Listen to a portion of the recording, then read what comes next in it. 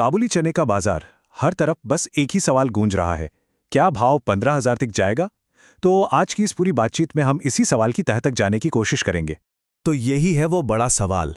और अगर इसी उम्मीद में किसी ने अपना काबुली चना रोक कर रखा है, तो अगले कुछ मिनट बहुत जरूरी होने वाले हैं। क्योंकि बाजार में ना अभी जो कुछ हो रहा है वो कहीं ना कहीं पिछली बड़ी तेजी की तरफ इशारा कर रहा है। तो चलिए शुरू करते हैं।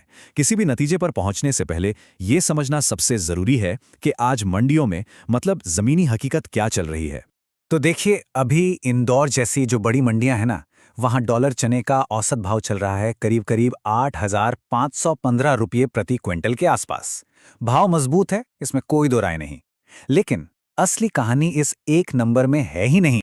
अब देखिए, जो बात सच में ध्यान देने वाली है वो ये है, असली खेल औसत भाव का है ही नहीं, बल्कि इस जबरदस्त अंतर का है। सोचिए, एक ही दिन में डॉलर चने का भाव 4,535 रुपए तक भी जा रहा है और 8,815 तक भी पहुंच रहा है। ये जो इतना बड़ा गैप है ना, यही हमें बाजार की असली कहानी बताता है। तो मतलब क्या है इसका? कीमतों का ये जो इतना बड़ा फैलाव है, ये साफ साफ इशारा कर रहा है कि बाजार में माल की क्वालिटी को लेकर और पुराने स्टॉक को लेकर कितना ज्यादा दबाव बना हुआ है। याद कीजिए, पिछली बार भी जब भाव 8-9 हज़ार के पास गया था ना, तब इसी पुराने स्टॉक ने ही कीमतों पर ब्रेक लगाया था। चलिए अब जरा और गहराई में चलते हैं और देखते हैं कि यह तनाव बन कैसे रहा है। बाजार इस वक्त आप कह सकते हैं कि दो खेमों में बटा हुआ है। इसे समझने का सबसे अच्छा तरीका है ये कि बाजार में इस वक्त एक जबरदस्त रस्साकशी चल रही है। एक ऐसी खींचतान जो ये तय करेगी कि कीमतें ऊपर जाएंगी या नीचे। अब इस रस्साकशी के दो सिरे कौन हैं? देखिए, एक तरफ हैं व्यापारी जो अपना पुराना स्टॉक निकालकर भाव को नीचे की तरफ खींच रहे हैं, और दूसरी तरफ हैं किसान जो अच्छे भाव की उम्मीद में अपनी नई फसल को रोके हुए हैं और कीमतों को एक तरह से सहारा दे रहे हैं। तो असल में हो क्या रहा है? देखिए, ये बात तो सच है कि महाराष्ट्र, कर्नाटक, गुजरात, इन जगहों से नई फसल की आवक शुरू हो गई है, तो सप्लाई थोड़ी बड़ी है, बिल्कुल बड़ी है। लेकिन, और ये लेकिन यहां बहुत जरूरी है, ज्यादातर किसान मौजूदा कम रेट्स पर माल बेचने को तैयारी में ही है। वो माल रोक रहे हैं और बस इसी वजह से कीमतों में कोई बड़ी गिरावट देखने को नहीं मिल रही है। ठीक है, तो ये तो हुई मंडी की बात। अब जरा इस लोकल खींचतान से ऊपर उठकर बड़ी तस्वीर देखते हैं, नेशनल और इंटरनेशनल लेवल पर, जहां सप्लाई और डिमांड का असली खेल चल रहा है। तो पहली नजर में अगर कोई देखेगा ना, तो यही लगेगा कि भाई इस बार तो फसल बम्पर होने वाली है। क्यों भला? क्योंकि इस साल चने की जो बुआई का एरिया है वो पिछले साल से 5.5% ज्यादा है, जो कि साफ साफ इशारा करता है कि पैदावार ज्यादा होगी। लेकिन कहानी में यहीं पर एक बड़ा ट्विस्ट आता है। हाल ही में जो उत्तरी महाराष्ट्र और पश्चिमी मध्य प्रदेश में बेमौसम बारिश और ओले गिरे हैं ना, उन्होंने पूरा का पूरा समीकरण ही बदल कर रख दिया है। तो इसका सीधा सीधा मतलब क्या हुआ? इसका मतलब ये है कि हो सकता है टोटल प्रोडक्शन मतलब कुल पैदावार शायद ज्यादा हो, लेकिन जो अच्छी क्वालिटी का माल है, बढ़िया दाने वाला चना, उसकी सप्लाई कम रहने की पूरी पूरी उम्मीद है।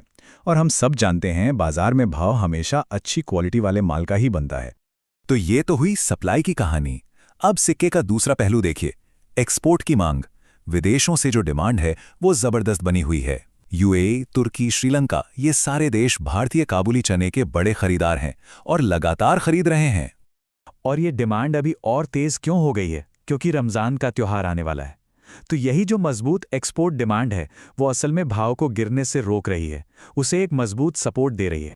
तो ठीक है, हमने आवक देख ली, पुराना स्टॉक समझ लिया, बारिश का असर भी देख लिया और एक्सपोर्ट डिमांड पर भी नजर डाल ली। अब इन सारे टुकड़ों को जोड़ने के बाद हम वापस आते हैं अपने उसी सबसे बड़े सवाल पर। और देखिए, ऐसा पहली बार नहीं हो रहा है।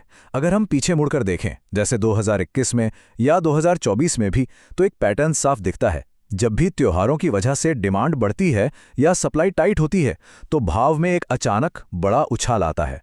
और बहुत मुमकिन है कि यही पैटर्न एक बार फिर से दोहराया जाए। तो फिर 15,000 का वो लेवल आएगा कैसे? उसके लिए बाजार को 3 बड़ी शर्तें पूरी करनी होंगी। पहली शर्त, पुराना स्टॉक बाजार से पूरी तरह साफ हो जाना चाहिए। दूसरी शर्त, एक्सपोर्ट और अपनी घरेलू डिमांड दोनों तरफ से मांग तगड़ी बनी रहनी चाहिए। और तीसरी और सबसे अहम शर्त, बारिश के असर से अच्छी क्वालिटी वाले माल की सप्लाई सच में काफी कम हो जानी चाहिए। तो पूरी बात का निचोड़ क्या है? देखिए, अगर ये तीनों शर्तें एक साथ पूरी हो जाती हैं तो बाजार पहले 10,000 के लेवल को टेस्ट कर सकता है, और अगर वो पार हो गया तो आगे चलकर 12,000 से 15,000 तक का भाव भी देखने को मिल सकता है। तो ये है बाजार का पूरा हाल। अब इस सारी जानकारी के बाद सबसे बड़ा सवाल यही खड़ा होता है कि रणनीति क्या होनी चाहिए। फसल को अभी बेचा जाए या फिर सही मौके का इंतजार करना बेहतर होगा।